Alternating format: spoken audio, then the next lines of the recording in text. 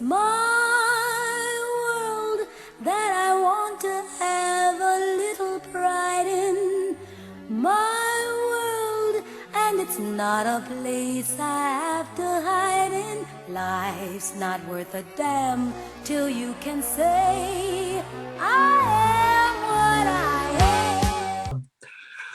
This afternoon, we welcome back a long-standing friend of the programme, the playwright and am I right in thinking thespian as well, Colette Cullen? No, director. I'm not. No, yeah. I'm not an actor. Yeah. Well, look, all the best people are behind the scenes anyway. We know that. Yeah. Colette, just briefly before we came on, it's a year ago to the day that the WHO declared a pandemic. None of us, I suspect, thought we'd be still doing Zoom sessions 12 months later, but here we are, and we're certainly going to be doing them for another couple of weeks as well. So how has it impacted you, and how has it impacted your family?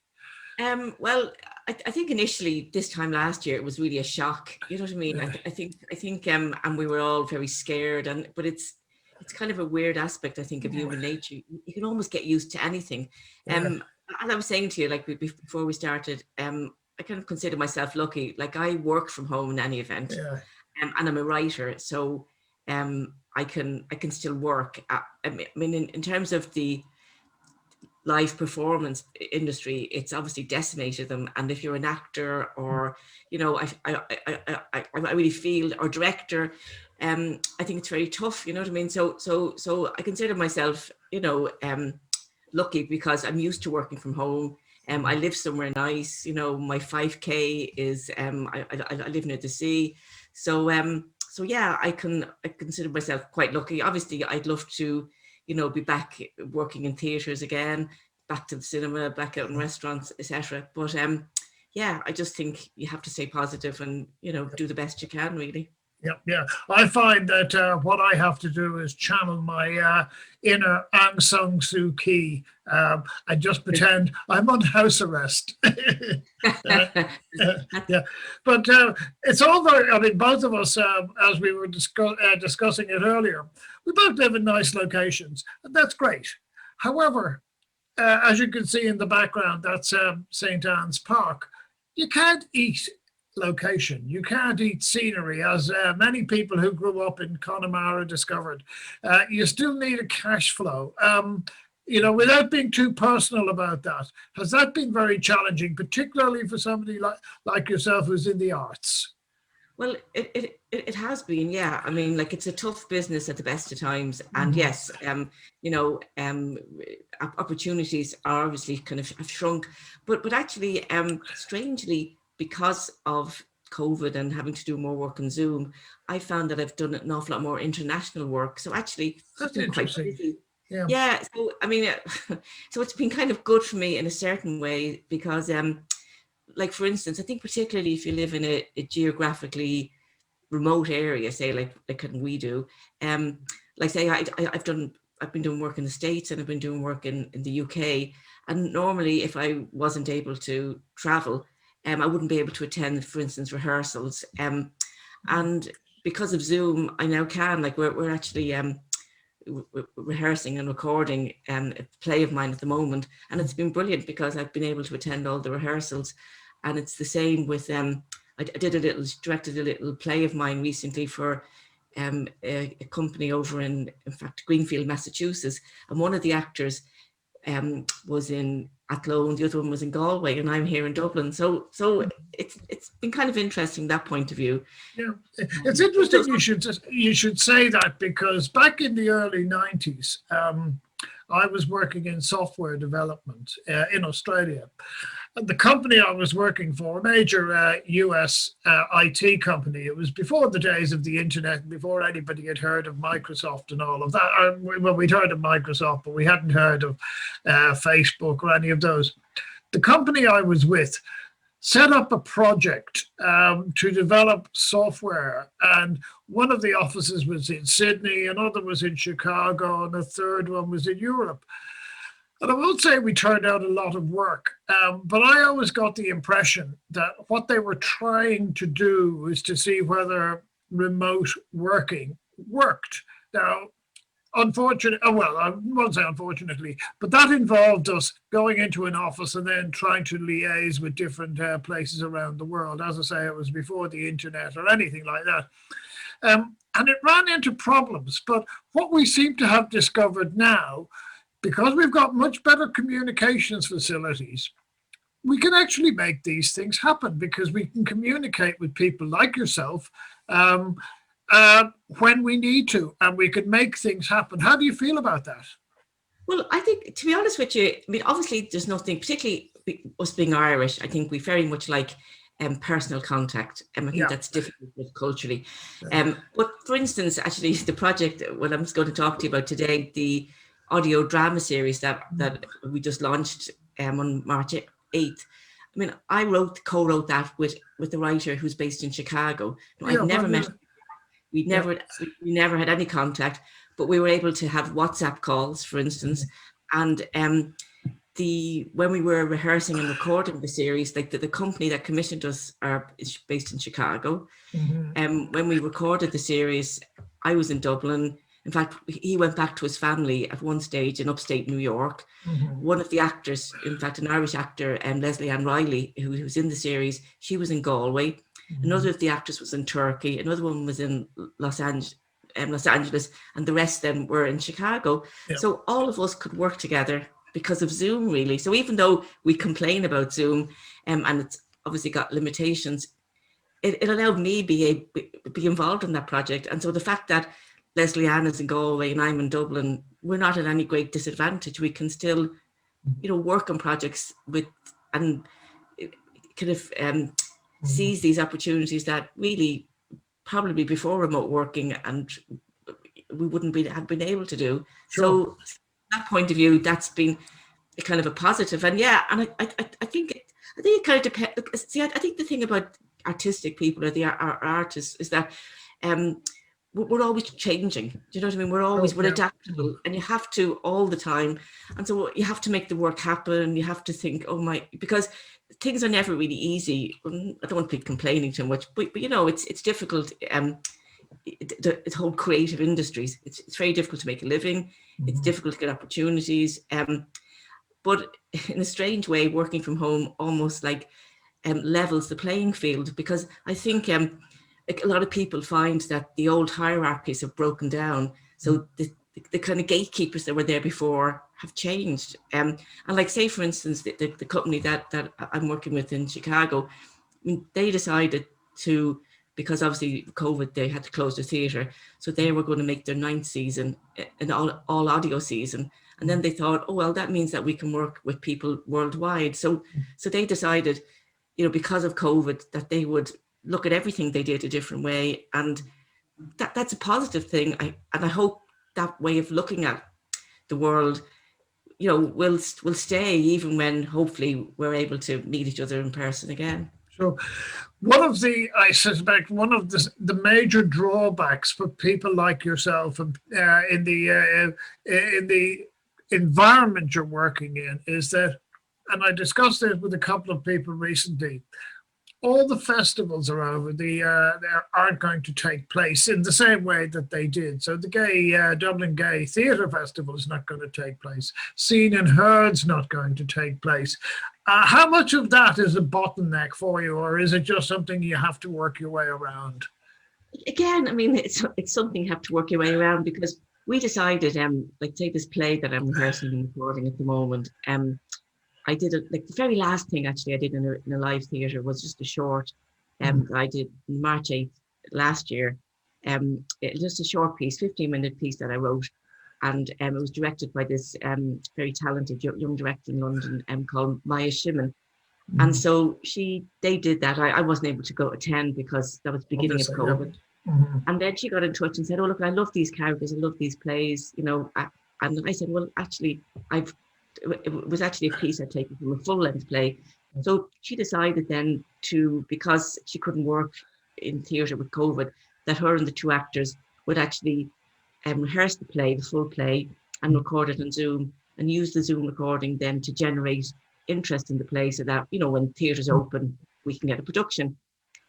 But then I discovered there's this virtual theatre festival in California, who, because obviously of COVID, they can't have an actual festival. So you can either send in a recording of a play, or you can record a live performance. And so now this Zoom recording that started off as being something that we thought we'd use to get interest in a theatrical production of the play is now a thing in itself, and it's going to a festival in the end of May, you know, in California. So and that's happening a lot with festivals. Like I did a festival, that short play I was telling you about, Everyone's Sorry, where I did with Leona Burke, who's based in Athlone, and again Leslie Ann Riding in Galway, was for a climate change festival in Greenfield, Massachusetts. So a lot of the festivals are now online festivals, which look, it's not the same as being in a theatre, but I think you just have to keep working. And then the way I'm looking at it is making contacts, making connections, so that hopefully, you know, all that work that we've done virtually will be able to translate itself into hopefully live performance, you know, when things open up again. So yeah, so there's positives I think in most things. Yeah, positive really. Yeah. Touch wood, I haven't caught COVID myself. What about you? No, thankfully I haven't caught it neither. No, but no, I haven't really. So have you shared experience with friends who may have? And my brother, in fact, my brother got COVID during that period we had at Christmas time. So he's and his wife then got it. So he probably is the only person that I know, you know, in my immediate family. Luckily, you know, and friends. But I mean, again, I've been quite careful, and in that period, when we opened up at Christmas, I mean, we continued on just the same way as we had before, because I felt, well, it was quite unsafe what was happening. And that's another story. So again, look, I think you've got to do what you feel, you know, you need to do for yourself, really. So I mean, I would be quite, you know, I would be quite, you know, careful, you know. Not to say, sorry, which is not to say that people who have got COVID weren't careful. You know, it's, you know, obviously I wouldn't like to give that impression. Sure. Yeah. No, everybody I know, and I've had family members, not here, but in the UK, who've caught it. They have all suggested that it is an experience that nobody really wants to catch. And even my GP said, who's a man in his mid-30s, said it was like the worst flu he has ever had. This is a youngish man. So as I say, staying safe is, I think, is the byword. Okay. Yep.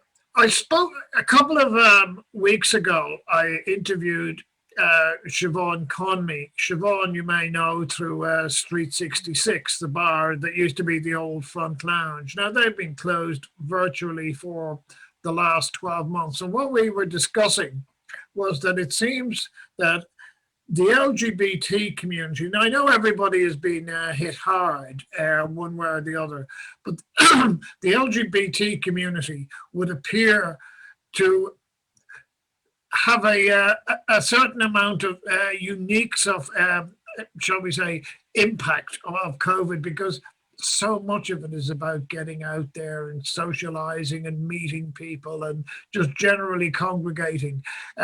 What's your feedback from people you would know in that area who would be sharing experiences with you, Colette? Mm-hmm.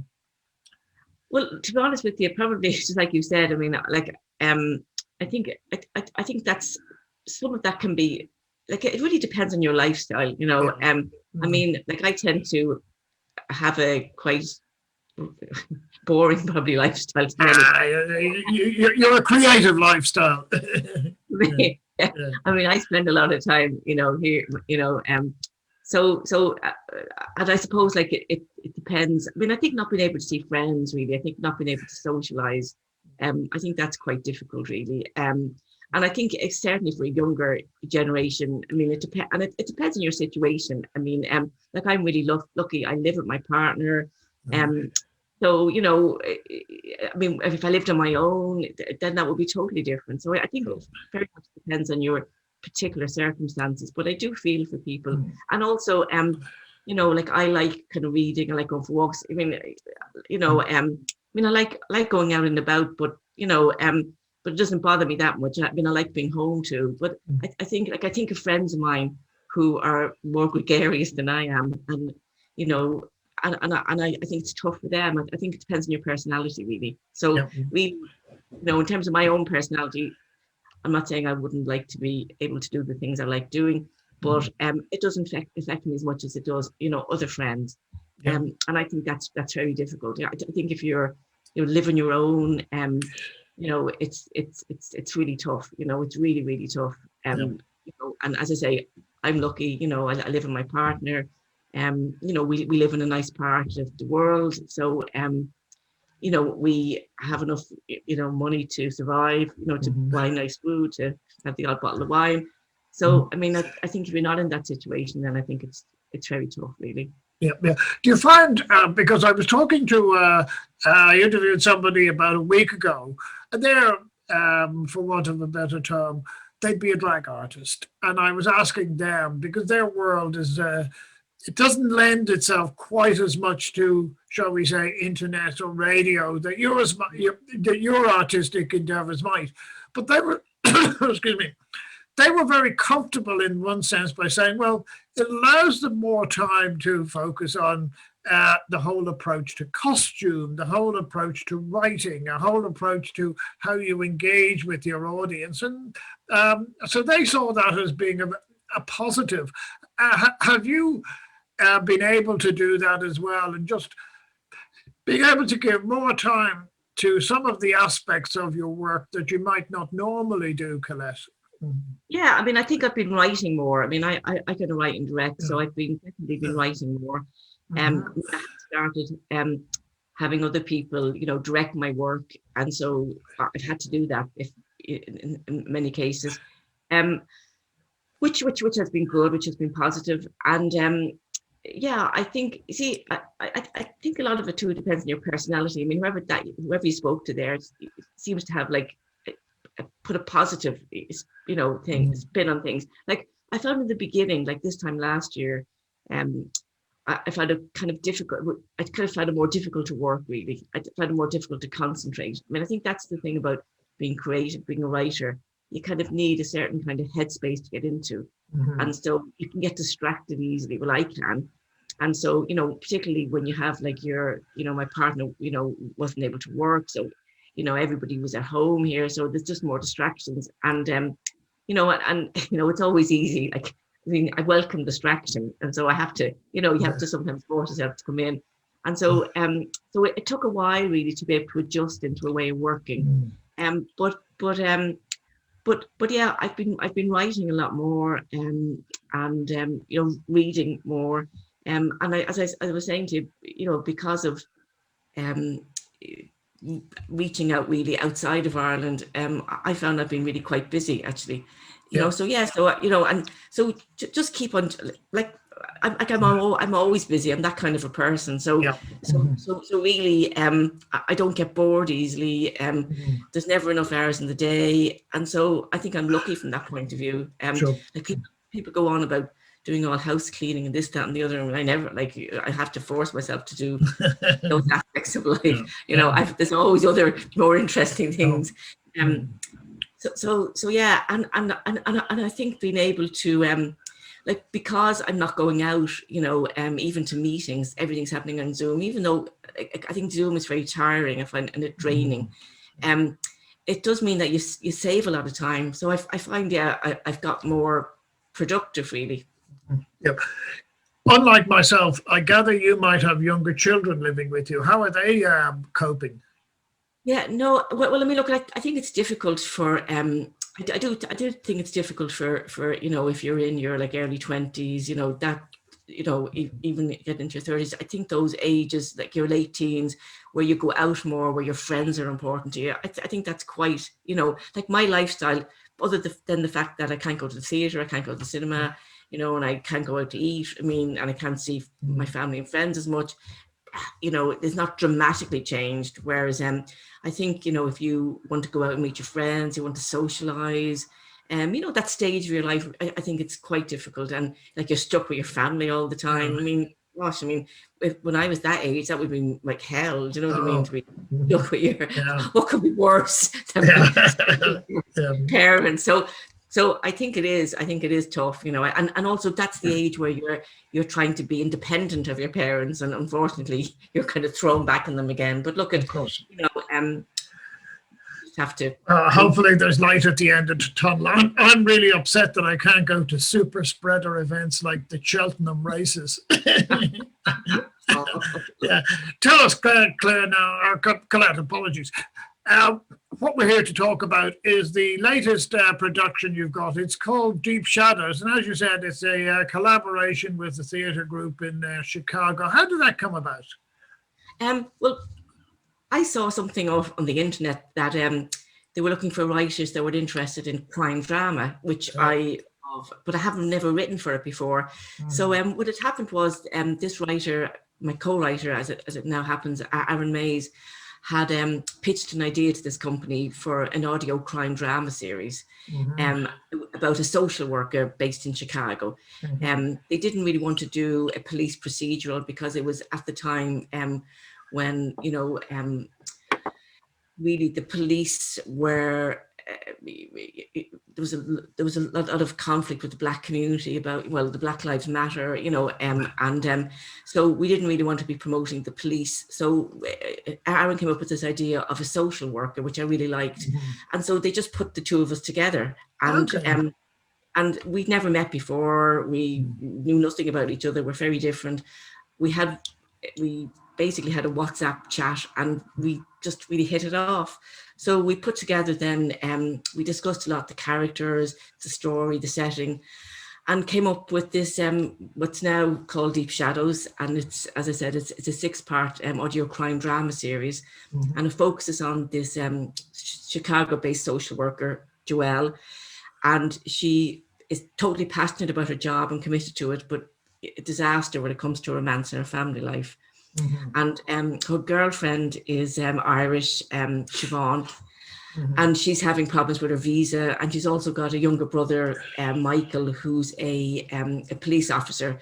So she's contacted by a detective because an ex-client of hers was found dead in suspicious circumstances, and she gets kind of drawn into the investigation and comes into conflict with her superiors and with the whole state apparatus, because the whole series is set against the background of financial problems in the whole Chicago state finances.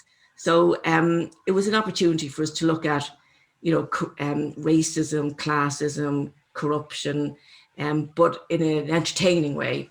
So we're really excited by the series. The Eclectic have put together a terrific cast. And as I said, I was able to work with Leslie Ann Riley, who plays the part of Siobhan, and Leslie Ann was in the acting out the 25 the decriminalization monologues. I don't know if you got to see them, but I wrote one of them. In fact, we won a gala award for it. Oh, well done. Well, congratulations. Thank you. Well, it's down to Acting Out, who are a fantastic, as you know, fantastic company. But in fact, the last live event that I was at was the galas in the Mansion House on, I think that was early March. So, so it was I really enjoyed the project. I'd never written crime drama before. I'd never done a series, but I had worked in Fair City a while back. And so basically what I did was just took everything that I learned in Fair City and applied it to Deep Shadows, and it seemed to work. So we're really excited about it. It's available on all the major podcast sites. Before we tell people that, Colette, just what I'm interested in from a creative perspective, how did the collaboration work? You said it's 6 parts. Did Aaron write part, the first one, and you wrote the second, and so on and so forth? Did you divide it up that way, or did somebody write perhaps maybe devise the scenes and the other person writes the dialogue? How did it work out that way? Yeah, well, the way we did it was, first of all, we decided what we wanted our themes to be and what the characters were going to be and the settings. And then, as I say, I used the kind of framework from Fair City. So we decided we'd have like 4 different storylines. Sure. There's like the investigation storyline, the love storyline. And so I did the story beats for those 2. And then Aaron did the family and the workplace storylines. Very good. And then I structured them into episodes. And then we decided then that I did the first, the third and the 5th episode, and Aaron did the 2nd, 5th and 6th. And then we shared, but because we had structured it, in the way that we had, because that's how like Fair City works, really, and because we structured it in that way, it meant that when we actually wrote the episodes, there was no great overlap, because essentially what you're doing is, I start a story, like in my episode, I start a storyline one place and I end another place, and then the next episode that's picked up. So that worked out really well. And then we just, but we spent a lot of time talking about the characters and the teams and, the whole sensibility really. So when we actually got to write the episodes, it worked out quite well really. And there were very little overlaps. Yeah. It's interesting. We now have a byline for you, from Fair City to the Windy City. Yeah, tell me. Yeah, it's set in Chicago. Does Barack Obama make an appearance? No, he doesn't. Yeah, but him and Michelle actually, yes. You might get them in by episode 7. They might make they could get in season 2. Yeah, an interesting one. I don't know. Have you been to Chicago? Because I just want to. No, well, this is why a friend of mine decided to write a book about East Timor. The only problem is he hadn't been to East Timor. So rather than, I was saying, how did you describe the landscape and all of that? And he had this unique, how can I put it, approach to it. He said his characters only moved around at night. So did geography come into it as far as you were concerned, or did you just write around that? Yeah, just kind of wrote around it. I mean, I had to. It's kind of weird because there's there's Cook County. Really, what we consider Chicago is called Cook County. Absolutely. And then also the police service in Cook County. It's the sheriff's department. So I had to learn. But Aaron told me these things, and the thing I found strange was the writing Americanisms. Like I would try to write, and I'd be thinking, and Aaron would say, "Oh, well, what does this mean?" Like, say for instance, I'd say, "Oh, like to sort something out," and they don't really understand that. You have to say, "Figure it out," So it was incredible. It was that was the most challenging. My non-Americanisms, how they would creep in, and so we kind of had a chat about what areas that, but it didn't really. I mean, I just did some research on the internet. Really, if I needed information, I would just kind of used Google. So Mr. and Ms. Google helped me out a lot, and obviously I could check it out with Aaron because Yeah, I'm guessing Siobhan, the character, didn't talk about great crack a lot. well, he was a bit okay. But it was quite good actually, because at least with her, I could say certain things. But and in fact, Leslie Ann, who played the role of Siobhan, she also doubled up, because for smaller parts, we were able to use the ensemble from the theatre company. And in fact, the artistic director played the detective in the series, and he did a brilliant job, Andrew Pond.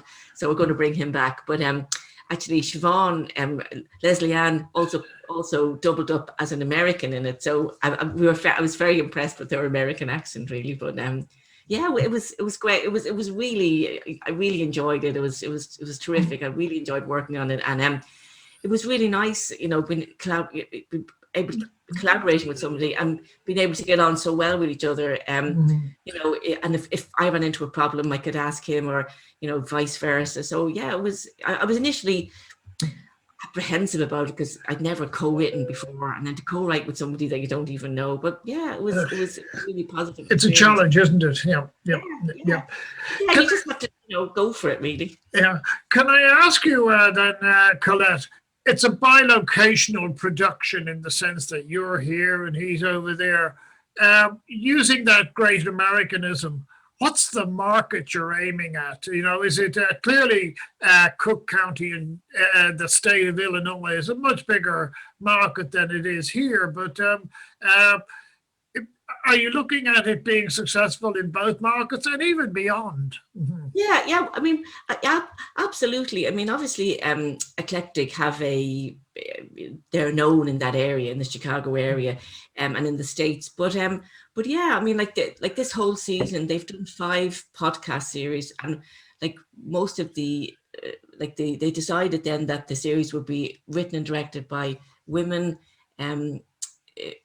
BIPOC artists and LGBTQ plus artists, and also from all over the world. So yeah, so I think what they're hoping to do is that the series will become international, because again, it's a genre. A crime drama is a genre, and sometimes I think like if you have something in a specific place, like if you look at privatization of services, well, I mean, we have that here. If you like a lot of the budgetary cuts, I mean, look at what's happening with COVID. I mean, the budget cuts that were made in the health service have come back to bite us big time. Yeah.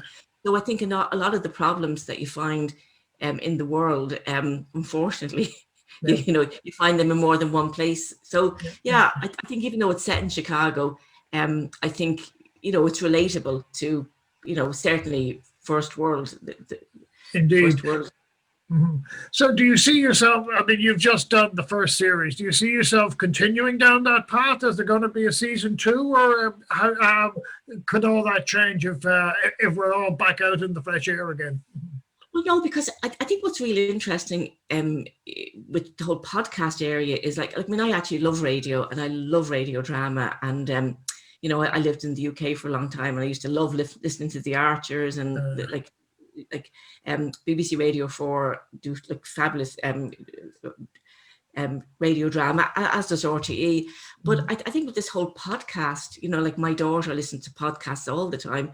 So what we consider audio, so the whole audio area, which for me would have been radio, is now podcast. So I think that's a whole area that will continue to grow.